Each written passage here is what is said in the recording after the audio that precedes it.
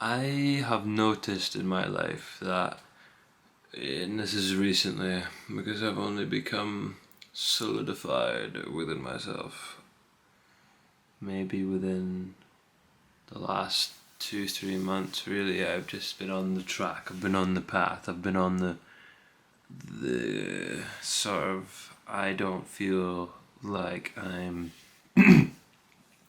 floating in a sea of darkness, of despair, you know, intense stuff. That's that place where you don't want to be, but spend a lot of time. No, I decided that I was fucking fed up of that, and that change was needed. And for a while, I did the classic, like knew what was wrong, but and then I know knew where I was on that scale. Like I'm here on the line, and I want to be somewhere over there, right? But it just seems so far away and there's just so many things that I'm gonna have to do. It's like I can't do that. I can't do this. That'll be too much. That'll take me out of the comfort, the serenity of solitude. The sort of just it's not good, but it's not terrible. Sort of in between that disgusting purgatory. It is just where your soul goes to die. You're not creating anything new. You're not new anymore. That it's itchable, my friends. My God, is it itchable? And then once you find the where to itch it, my lordy, it's one of those itches that just transcends. Like you're almost, having too much of a good time. That sounds real. Like there was a time with an itch that might have went too far for me, and you might be right about that. It was an itch in the inner thigh. No. Serious. I'm a spiritual man. I can't talk about filth. You need to have this sort of direction, this goal.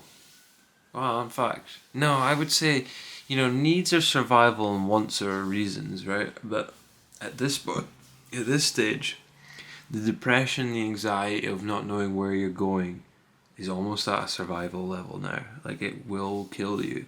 It will kill you, maybe not in the way that you'll drop dead in a week or whatever, but you'll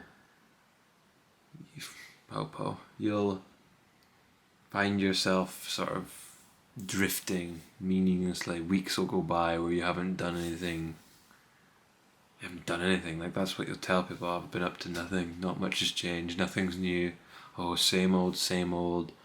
Oh, too late for that. It's just it doesn't track for a human to be stuck in the mud so soon at any age, really. To feel it's okay to feel that, but it's not okay to stay there. Do you know what I mean? You wouldn't believe how much choice you have. You have choice over pretty much everything once you have that mode in your head. Once you realize that no one can force you to think a certain type of way. No one can force you to feel this type of way. They might present it to you, and it might be so strong of a presentation that you get looped in, and you're like, yeah, okay, I'm a part of this pyramid scheme of guilt, shame, depression, anxiety, fear, doubt, worry, whatever it is. You buy into it, but you buy into it. I know you don't know that probably, but it's like someone slides something across the table to you. You look at it, you react to it, but then for some reason we look at it, react to it, grab it and take it, and we don't seem to ever just be like, you know what, no, have that back. It's always just it's there, so I must be involved in it. But no, you can have freedom. Like if you're hearing this now, then surely it must be a sign that this is something you yourself have felt. This longing for a direction, a purpose, a meaning. Like, what am I going to do in this life? That's a fucking fantastic question. What are you going to do in this life? You need to think about it, and it doesn't need to be scary thinking, right?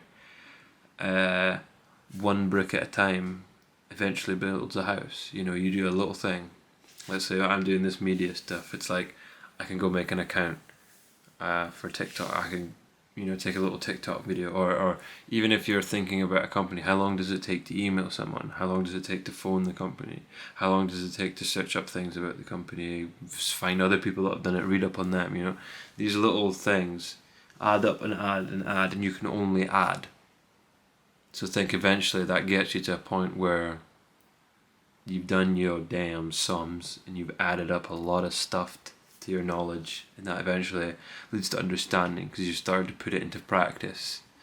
And then after you do something so many times, like if let's say you did an experiment 10 times, you now on the 11th time are past knowing it's going to work, past understanding how it works. You just trust that it's going to work. It's now a fact. You become so habitually incorporated around your dream that it's just going to happen, you know what I mean? It's no longer, oh, what if, you know, maybe I should have a plan B for if it doesn't work. Nah, you're on it. You might not know how long it's going to take or what form, or, you know, it might not be sunshine and rainbows to get there, but you'll get there, and when you're there, you'll laugh and think, wow, what a journey, that was really something. That was a bit of me, you know, who would have thought that I would do something with my life. Love it. But you can, you will, you should, you could. If you needed this push, let me be that push. Start thinking, use that mind. It's literally for free. It's free. It doesn't cost you a dime. Right now you can start to debate, and you don't have to just go on a negative string. Like I said, you'll have probably noticed that sometimes another voice just kick in and says like, hey man, look, you know, maybe you're being too hard on yourself, and maybe that it's not all bad, and that we can do it. You know, I really have faith in you. But we need to do the steps. You know, we need to just figure it out, back and forth, back and forth.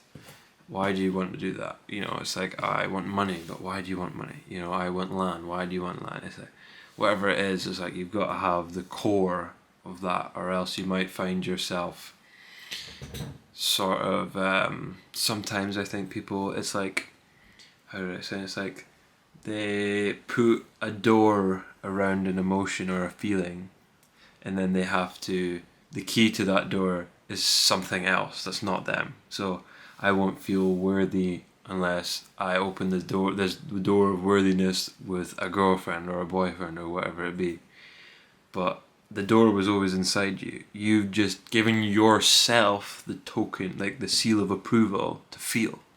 It's quite backwards, isn't it?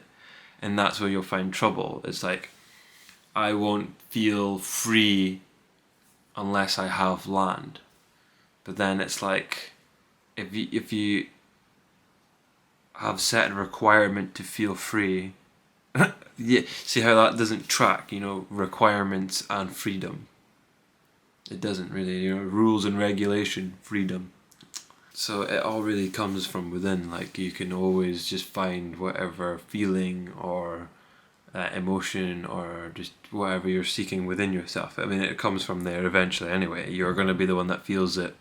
You're going to be the one that thinks about it afterwards, and carry that with you and pass it on. It's you. It's you. It's you. But who are you?